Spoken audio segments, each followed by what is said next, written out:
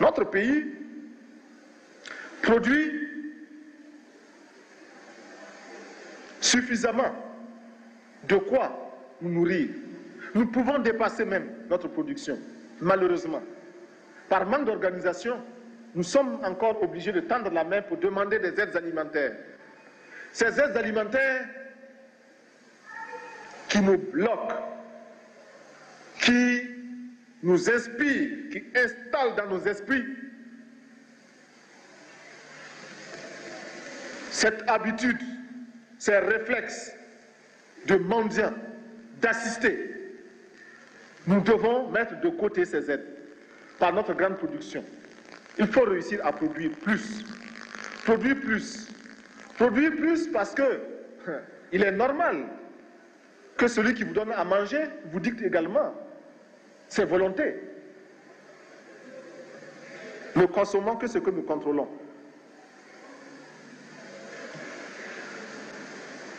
Il y en a qui demandent mais où se trouve l'impérialisme? L'impérialisme, regardez dans vos assiettes, quand vous mangez les grains de riz, de maïs, de mil importés, c'est ça l'impérialisme, n'allez pas plus loin. N'allons pas plus loin.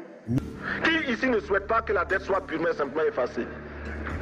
Celui qui ne le souhaite pas, il peut sortir, prendre son avion et aller tout de suite à la Banque mondiale payer. Tous nous souhaitons. Notre conférence adopte la nécessité de dire clairement que nous ne pouvons pas payer la dette. Non pas dans un esprit belliqueux, belliciste.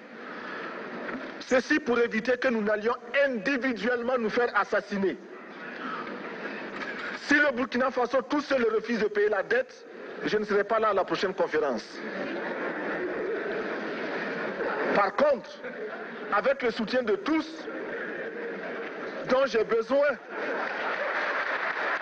et quand nous disons que la dette ne saurait être payée, ce n'est point que nous sommes contre la morale, la dignité, le respect de la parole. Parce que nous estimons que nous n'avons pas la même morale que les autres. Entre le riche et le pauvre, il n'y a pas la même morale. La Bible, le Coran, ne peut pas servir de la même manière celui qui exploite le peuple et celui qui est exploité. Il faudrait alors qu'il y ait 2 éditions de la Bible et 2 éditions du Coran.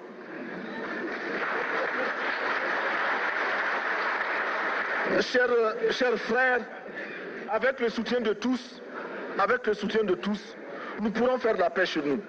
Nous pourrons également utiliser ces immenses potentialités pour développer l'Afrique, parce que notre sol, notre sous-sol sont riches. Nous avons suffisamment de bras et nous avons un marché immense, très vaste, du nord au sud, de l'est à l'ouest. Nous avons suffisamment de capacités intellectuelles pour créer, ou tout au moins prendre la technologie et la science partout où nous pourrons les trouver.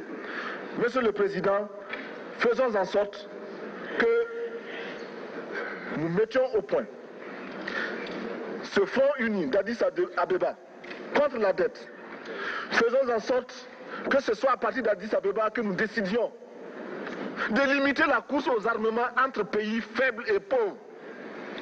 Les gourdins et les coutelas que nous achetons sont inutiles. Faisons en sorte également que le marché africain soit le marché des Africains. Produire en Afrique, transformer en Afrique et consommer en Afrique. Produisons ce dont nous avons besoin et consommons ce que nous produisons au lieu d'importer. Le Burkina Faso est venu vous exposer ici la cotonnade produite au Burkina Faso, tissée au Burkina Faso, cousue au Burkina Faso pour habiller les Burkinabés. Ma délégation et moi-même, nous sommes habillés par nos tisserands, nos paysans. Il n'y a pas un seul fil qui vienne de l'Europe ou de l'Amérique. Je ne fais pas un défilé de mode, mais je voudrais simplement dire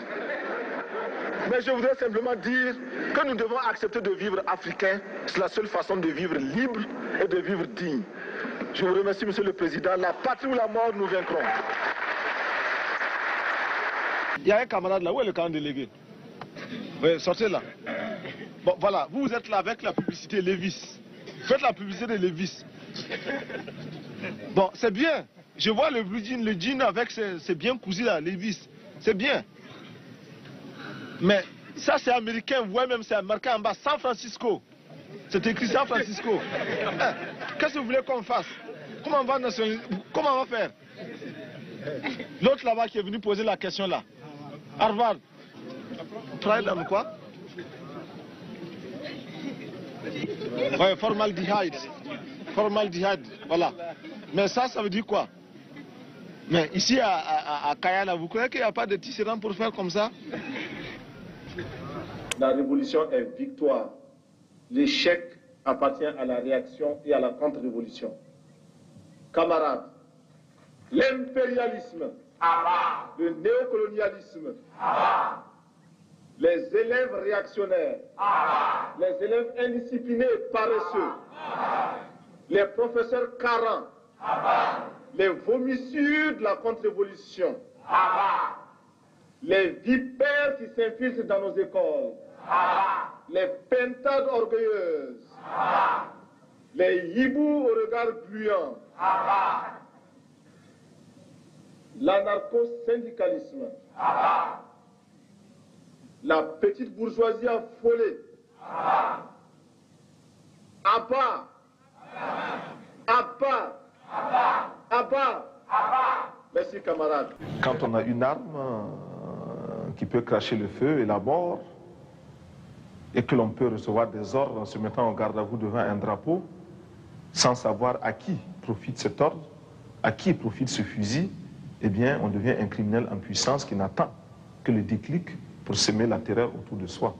Et combien de militaires sont en train de tourner dans tel ou tel pays, sur tel ou tel champ de bataille, d'amener désolation et crimes, mais sans comprendre qu'ils sont eux-mêmes en train de combattre des hommes, des femmes qui luttent pour les mêmes idéaux que s'ils en avaient conscience. Des fils d'ouvriers qui voient leurs parents aller en grève contre des régimes réactionnaires, mais qui, parce qu'ils sont entrés dans l'armée, acceptent de combattre au profit des dirigeants réactionnaires. Cela existe. Donc, un militaire sans formation politique, idéologique, est un criminel en puissance.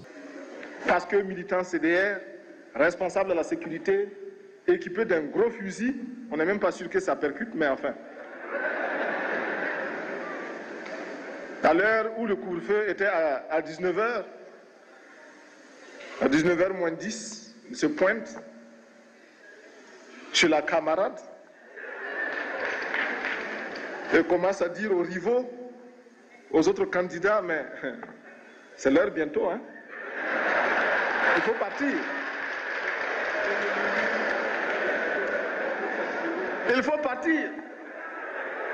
Si vous ne partez pas, on vous enferme. Et oui, il y en a qui ont demandé que le couvre-feu soit maintenu pour qu'il puisse régner. Eh bien, nous avons levé le couvre-feu pour que nous soyons tous à égalité. Et ceux qui doivent échouer par leur incapacité échoueront.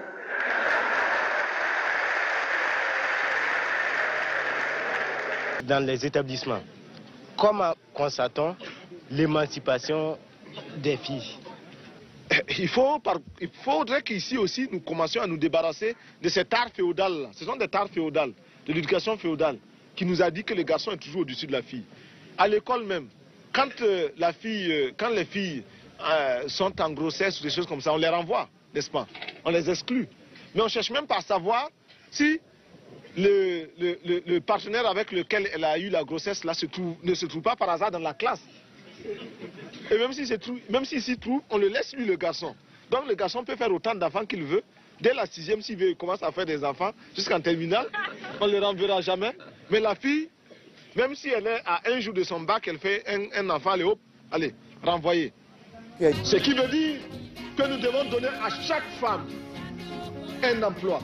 Nous devons donner à chaque femme le moyen de gagner honnêtement et dignement sa vie.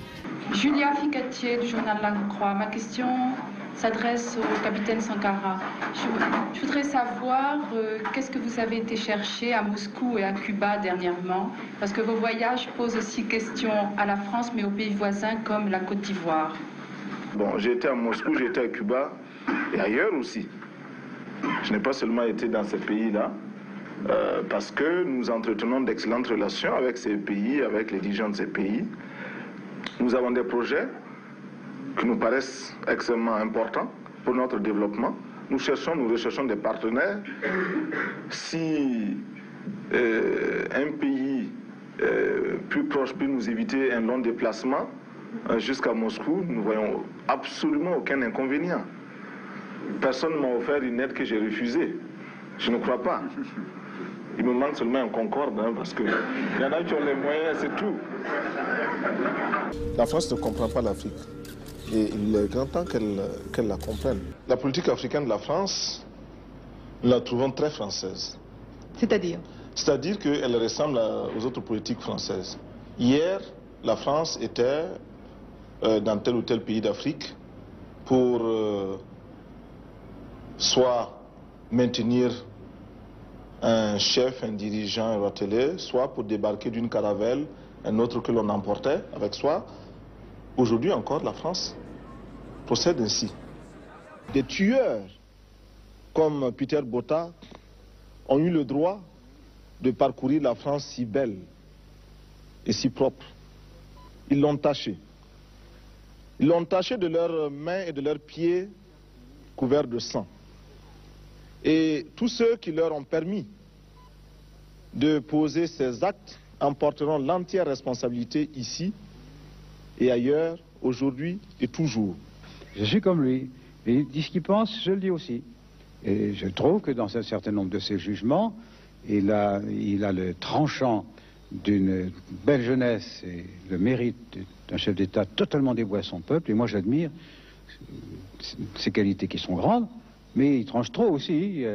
Il va plus loin qu'il ne faut, à mon avis, qui me permette de lui parler du haut de mon expérience. Pour le grand combat patriotique, pour l'avenir radieux de notre pays, la patrie ou la mort, nous vaincrons.